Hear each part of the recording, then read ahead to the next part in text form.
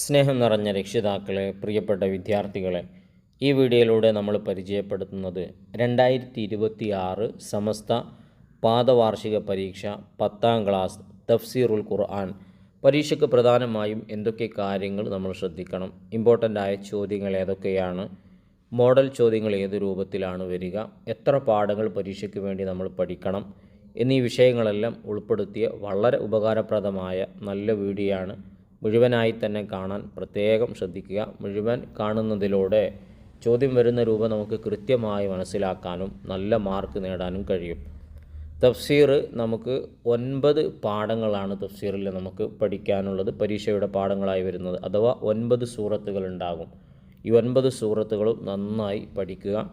അതിൻ്റെ ഓരോ ആയത്തുകളുടെയും അർത്ഥങ്ങളും അതിൻ്റെ വിശദീകരണങ്ങളും തഫ്സീറുകളൊക്കെ പ്രധാനമായും നോട്ട് ചെയ്യുക. കൂടുതൽ വിശദീകരണത്തിന് മുമ്പ് ആദ്യം നമുക്കൊരു മോഡൽ ചോദ്യ പേപ്പർ ഒന്ന് വായിച്ച് പരിചയപ്പെടാം. ചോദ്യത്തിലേക്ക് വരുമ്പോൾ ഒന്നാമത്തത് നുവഫിക്കു, ചേരുംപടി ചേർക്കാനാണ്. താഴെ കൊടുത്തിരിക്കുന്ന ചോദ്യങ്ങൾക്കുള്ള മറുപടി ഡിസോർഡറായി അപ്പുറത്തെ ഭാഗത്ത് കൊടുത്തിട്ടുണ്ട്, ക്രമപ്പെടുത്തി എഴുതാനാണ്. ഒന്നാമത്തെ ചോദ്യം, ഇന്നൽ മഗ്ലൂബ അലൈഹിം, ഫാത്തിഹയിലുള്ള മഗ്ലൂബി അലൈഹിം എന്നതുകൊണ്ട് ഉദ്ദേശിക്കുന്നത് ആരെയാണ്? ഹുമുൽ യഹൂദ്, അത് യഹൂദികളാണ്.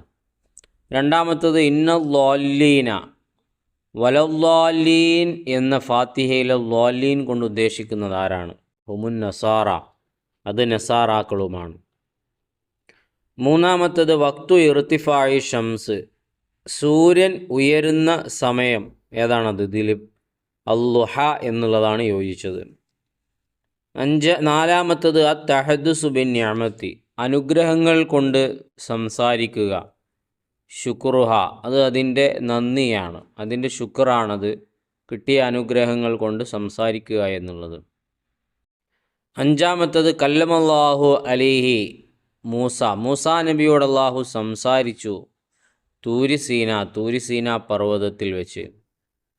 ആറാമത്തത് അൽ മക്കാനുല്ലദി യജ്തമിഉ ഫീ ഇന്നാസു, ജനങ്ങൾ ഒരുമിച്ച് കൂടുന്ന സ്ഥലം എന്നതിനോട് യോജിച്ചു വരുന്നത് ഏതാണ്? അന്നാദി, ഫൽ യദുഉ നാദിയ, അവർ അവരുടെ സഭക്കാരെ വിളിച്ച് സഹായം അഭ്യർത്ഥിക്കട്ടെ എന്നുള്ള ഫൽ യദുഉ നാദിയ എന്നുള്ളതിൽ ആ നാദി എന്നതുകൊണ്ട് അതിൻ്റെ അർത്ഥം എന്താണ്?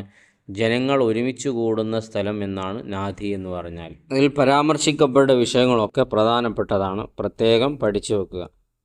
രണ്ടാമത്തതിലേക്ക് വരുമ്പോൾ നൂസിലു തഫാസിറയില ആയാത്തിഹ, ബ്രാക്കറ്റിലുള്ള തഫ്സീറുകൾ അതിൻ്റെ ആയത്തുകൾക്ക് ചേർത്തി കൊടുക്കുക. താഴെ 5 ആയത്തുകൾ നിങ്ങൾക്ക് കാണാം, ബ്രാക്കറ്റിൽ 5 തഫ്സീറുകളും കാണാം. യോജിച്ച തഫ്സീറിനെ ആയത്തിനോട് ചേർത്തി കൊടുക്കാനാണ്.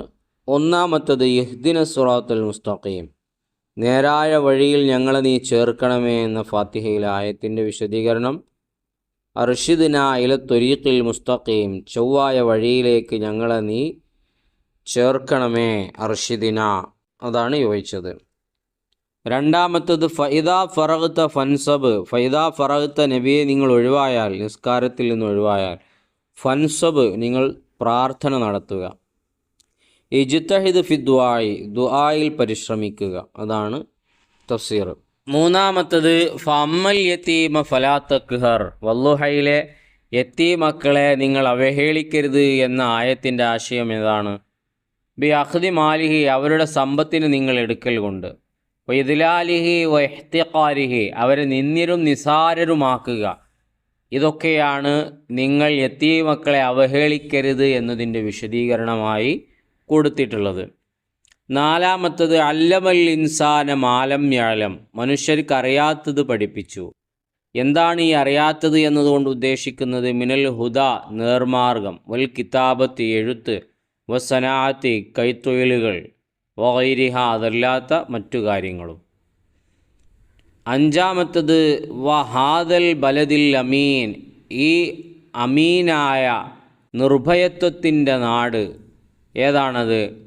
അൽ മക്ക, ലി അംനി നാസിഫിഹ, അതിൽ ജനങ്ങൾ നിർഭയത്വത്തിലായതിനു വേണ്ടിയാണ്, മക്കയാണ് നിർഭയത്വത്തിൻ്റെ നാടായി വന്നിട്ടുള്ളത്. ഈ ചോദ്യങ്ങളും വളരെ പ്രധാനപ്പെട്ടതാണ്. തഫ്സീറിനെ സംബന്ധിച്ചിടത്തോളം എല്ലാവർക്കും അറിയാലോ, മറ്റു വിഷയങ്ങളെ പോലെയല്ല, എല്ലാവർക്കും അല്പം കടുപ്പവും പ്രയാസമുള്ള വിഷയമാണ് തഫ്സീർ. അപ്പോൾ ഈ വീഡിയോ ചിലപ്പോൾ ഒരു പ്രാവശ്യം കണ്ടാൽ നമ്മൾ പഠിച്ചോളണമെന്നില്ല. അപ്പം വേണമെങ്കിൽ ഒരു പ്രാവശ്യം കൂടെ കണ്ടിട്ട് മനസ്സിലത് ഉറപ്പിച്ച് വെക്കുക. അതുപോലെ തന്നെ പാഠഭാഗങ്ങൾ 1-2 തവണ ഒക്കെ നമ്മൾ പുസ്തകം നോട്ട് ബുക്ക് നോക്കി വായിക്കണമെങ്കിലേ പരീക്ഷയ്ക്ക് വരുന്ന സമയത്ത് നമുക്ക് കൃത്യമായിട്ട് എഴുതാൻ കഴിയുകയുള്ളൂ. ആ കാര്യം ശ്രദ്ധിക്കുക. മൂന്നാമത്തത് നുബയ്യിനുമാ തഹ്തഹു ഖത്തുൻ, താഴെ വരച്ചതിനെ വ്യക്തമാക്കാനാണ്. ഒന്നാമത്തത് ബിസ്മില്ലാഹിർ റഹ്മാനിർ റഹീം. അതിൽ റഹീം എന്നതിൻ്റെ താഴെയാണ് വരച്ചിട്ടുള്ളത്. റഹീം എന്ന് പറഞ്ഞാൽ അൽ മുഹ്സിനു, ഗുണം ചെയ്യുന്നവനാണ്, ഇലൽ ബർരി വൽ ഫാജിരി, നന്മ ചെയ്യുന്നവനിലേക്കും തെമ്മാടിയിലേക്കും ഗുണം ചെയ്യുന്ന അള്ളാഹു. അതും എവിടെ? ഫിദ്ദുന്യ, ദുനിയാവിൽ നല്ല ആളുകൾക്കും തെമ്മാടികൾക്കൊക്കെ ഗുണം ചെയ്യുന്ന അള്ളാഹു എന്നാണ് റഹ്മാനിൻ്റെ അർത്ഥം.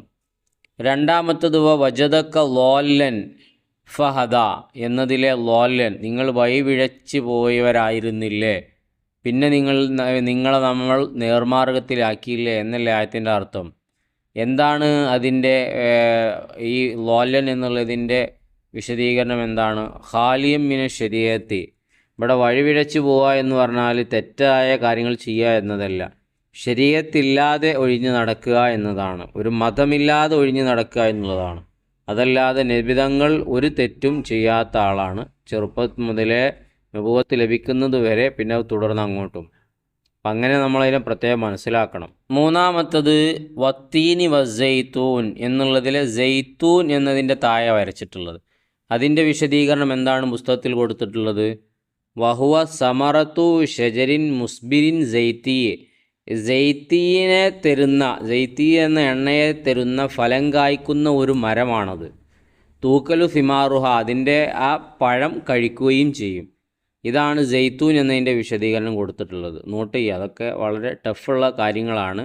1-2 തവണ കേട്ടിട്ടും എഴുതിയിട്ടും പഠിക്കുക. നാലാമത്തതിലെ നസ്വാം ബിൻ നാസിയ. നസ്വാം ബിൻ നാസിയയിലെ നാസിയ എന്നതുകൊണ്ട് ഉദ്ദേശിക്കുന്നത് എന്താണ്?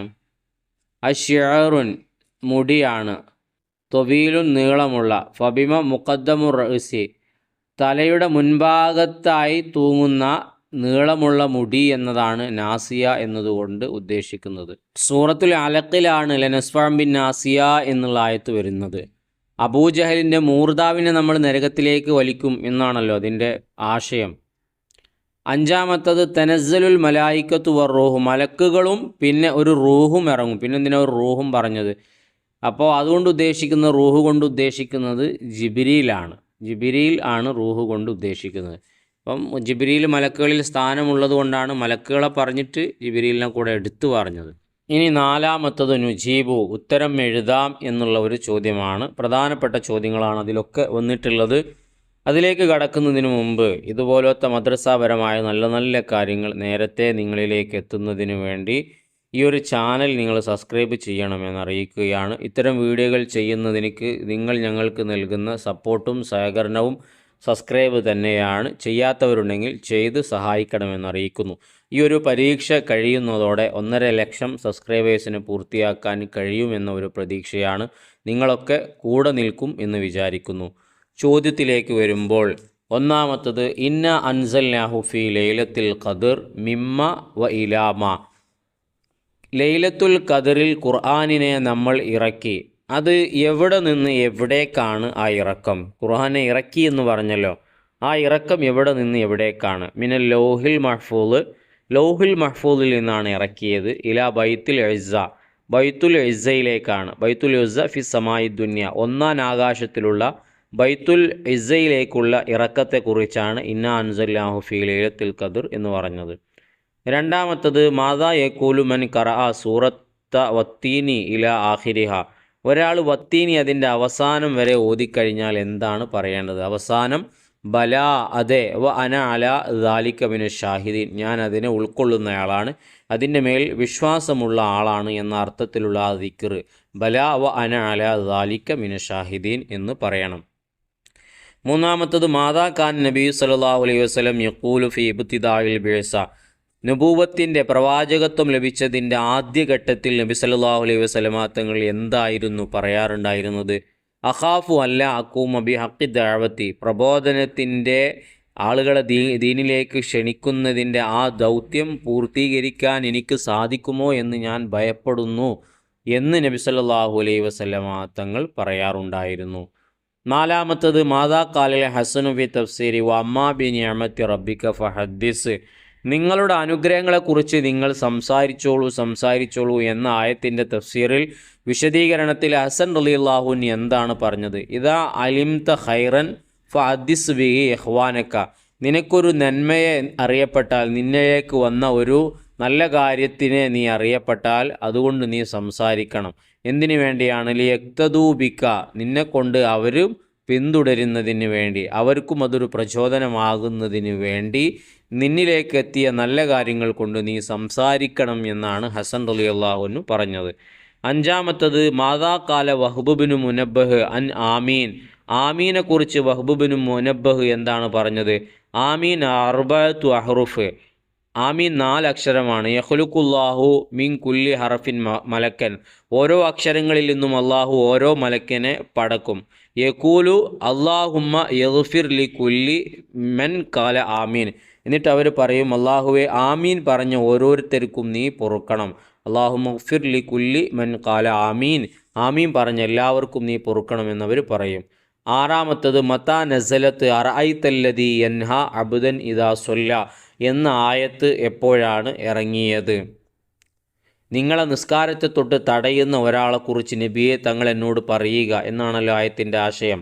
ലമ്മാ തുഅീദു നബിയു അലാ സ്വലാത്തി ഇൻദൽ കഅബത്തി.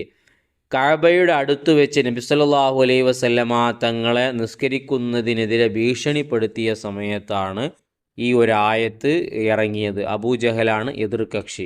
അഞ്ചാമത്തതിലേക്ക് വരുമ്പോൾ നക്തുബ് ഇസ്നൈനി, 2 എഴുതാനാണ്. 2 അല്ല, അതിൽ വന്നതൊക്കെ എഴുതി കൊടുത്തിട്ടുണ്ട്.